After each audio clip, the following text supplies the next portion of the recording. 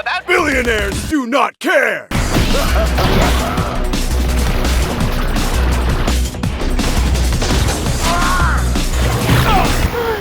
Oh, your body remains are property of Peace Corporation. Sorry. Shut your bitch ass up. MULLET MADJACK is a new school boomer shooter released in March of 2024 by Hammer 95 Studios. It's fast-paced, campy, violent, and so visually stimulating it can give a blind man an epileptic seizure. In other words, it's my kind of game. This game gives me hella Hotline Miami vibes, but in the future. It's got that 80s anime cyberpunk aesthetic going for it too, and I think it's lovely. But with every cyberpunk book, movie, or game, what's going on in the universe isn't so lovely. Peep game and lock in.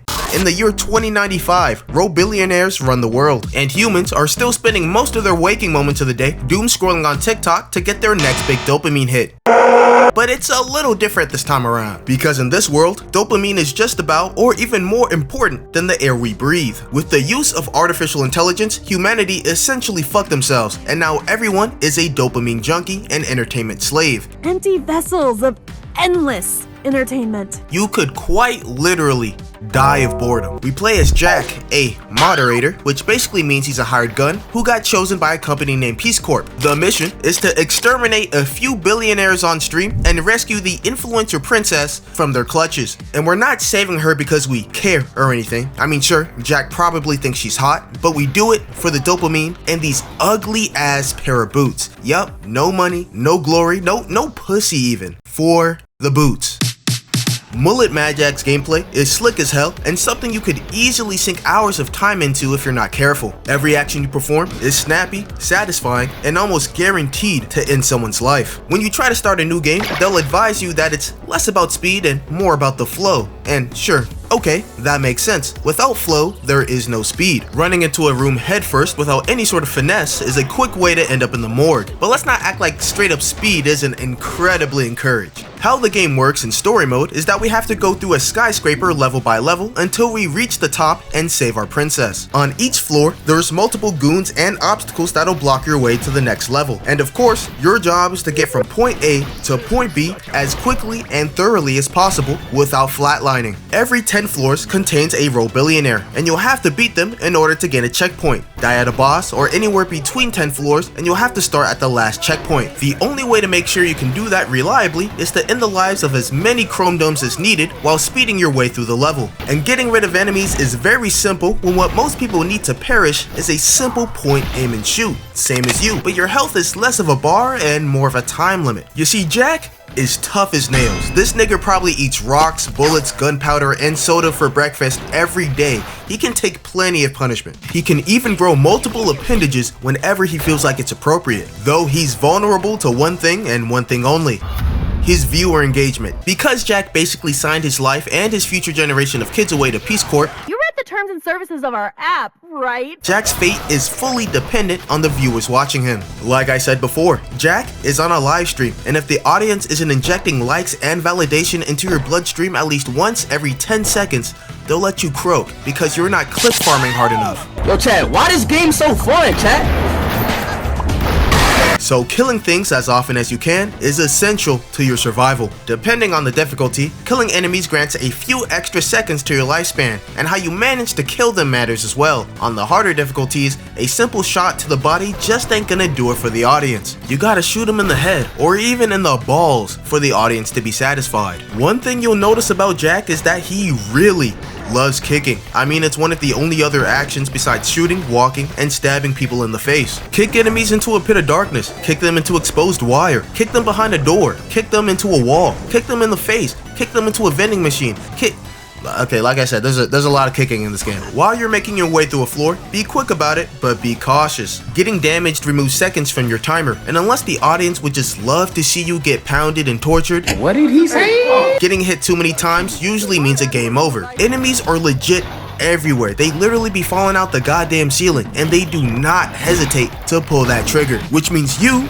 probably shouldn't either, but that can be a challenge at times. This game is very visually stimulating, so when you bust in a room, it can be kind of difficult to fully assess the situation or even know what you're aiming at. But once you play for a while and let your eyes adjust to the mayhem happening on screen, a lot of the room layouts will look pretty familiar and you will eventually understand how to approach certain situations. This game tries to make sure you get comfortable as fast as possible so you don't have to waste time thinking and let your reflexes do the thinking for you.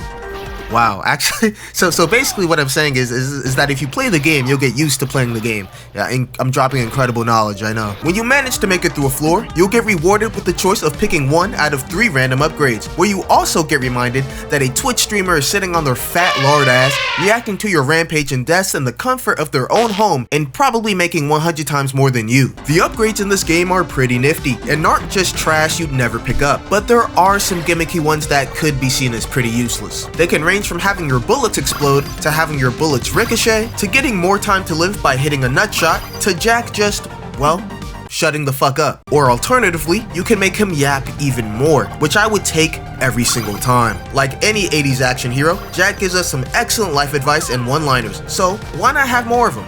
Enjoy your own company. Making friends and going places. Action is better than words. Realize nobody cares. Another one bites the dust. I need to stop drinking so much soda. Let's kill some billionaires. Once you get to a row billionaire on the 9th floor and defeat him, you'll end the chapter and have the option to pick an upgrade to aid in the effectiveness and variety of your upgrades. Honestly, these row billionaire boss fights are pretty damn easy. It just proves money cannot stop a bullet. Or rather, a mullet. Woo, man, I'm gonna be here all night, guys, don't worry. The only thing I don't recommend is using melee weapons and bosses. Maybe I'm just very fucking bad at video games, but I don't recommend it. After every boss, the perks you previously selected will be stripped from you, clearing out your slots in preparation for the next 10 floors. Speaking of bosses and row billionaires, let's talk about the final row billionaire we have to exterminate and the first one we're introduced to. His name is Mr. Bullet. It's a very simple name, but I mean, look at him. What else would you call him? Mr. Bullet is the dude who kidnapped the influencer, and the reason why we got sent on this "your princess is in another castle" goose chase to begin with. Now, the reason he kidnapped her is because he needs virgin blood to test every single magical sigil known to man to see if another world or entity exists. If one just so happens to work, we might have just summoned a demon, and now the world is completely fucked. But if not, it just proves that row billionaires are truly the highest form of life. But of course, even though he's an intelligent robot with all the money and resources in the world, he made the very simple mistake of not checking or even asking whether the influencer was a virgin or not. Well, I'm not a virgin. See, that's the exact reason we need to get rid of these glorified tin cans. Oh, and he hates this nigga Mullet with a passion. I have no idea why. He, like, listen to this shit.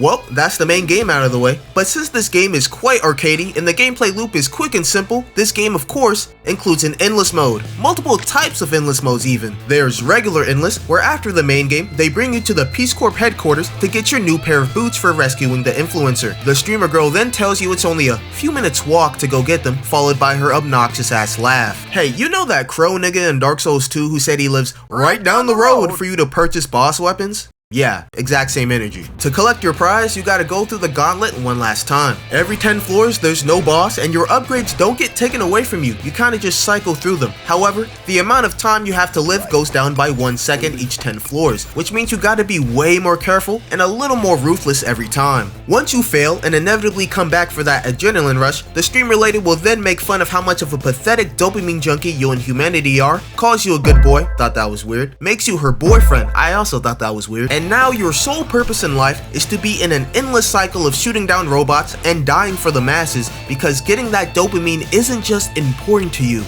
it's why you live. There's Weapon Swap Endless, where the same rule still applies before, you just don't have a choice in which weapon you pick. Every floor equips you with something different, and it's kinda cool because if there were any armaments you didn't really get a chance to use in the campaign, you have a chance to use them here. Actually, come to think of it, I didn't really get into the different weapons in this game, so while we're here, Weapons are, of course, my favorite part about this game. They shake up the gameplay a little bit, and there's plenty of them for you to try out. Your choices are the pistol, the rifle, the shotgun, the SMG, the railgun, the plasma rifle, and what I'm sure is most people's favorites, the fire and ice katanas. But no weapon is more useful than the other. It really just depends on your playstyle and which weapon design you find the coolest. Personally, I like to get up close and personal, so the katanas are my usual go-to. Throwing either katana is where the fire and ice aspects come in. Fire, of course, burns these clankers alive, and ice freezes them so you can shatter them into 15,000 pieces. Now, to some enemies, one hit with a katana isn't going to do the trick like a shot to the skull, but here's where leveling up your weapons comes in. Once you complete a floor, you have the chance to find the next level of weapon you have equipped, and it goes up to level 3. Your weapons might get some new attributes, be more deadly, and look quite a bit cooler. But with how cool the weapons can be, there's a mode that gets rid of them completely, where you have nothing but your stinky ass feet to keep you alive. I don't know how to play this one, honestly. I'm just really bad. I'm honestly just really bad at this. Sniper Rush is an endless version of the section where Mullet, spoilers, gets a giant hole in his head. Multiple enemies will spawn across the building, and you have to do your best to snipe them all out before you get shot. And finally, there's Boss Rush, where you go through and re-kill all the bosses in the game, including a new challenger. Also, should I make another Ultra Kill video when the new layer drops? Let me know. I probably will. Mullet MADJACK is a game I've been eyeing for a little more than a year, but I've been a little hesitant to buy it. I am grateful that I finally spent my last few dollars on this game rather than my medication, because who needs Wellbutrin when I have all the dopamine I need right here? If you want to play this masterpiece of a game, and yes, I am bringing back the price list, it's important. It's $20 on Xbox, $15 on Steam, and will soon be coming to the Switch. Sorry Sony users, you can't have all the good stuff. But remember, what I say does not do this game justice. Hook your phone up to your bloodstream, actually, no. Go outside. Take a walk. Learn a skill. We do not need to end up like this. Thanks for watching. If you liked the video, leave a like. And if you like me, I recommend subscribing. And if you really like me, I recommend subbing to the second channel. And if you really like me, check out my podcast. Well, not my podcast, our podcast. Me and Crispy. We made one not too long ago. And it's pretty funny. I think it's pretty funny. I think it's pretty cool. So go check it out. Oh yeah, and join the Discord. Please. Thank you, I love you all, and I'll see you in the next one. How do we know when it's over? I do. Want to give a free sample to a pretty lady? Sure. Do you know one?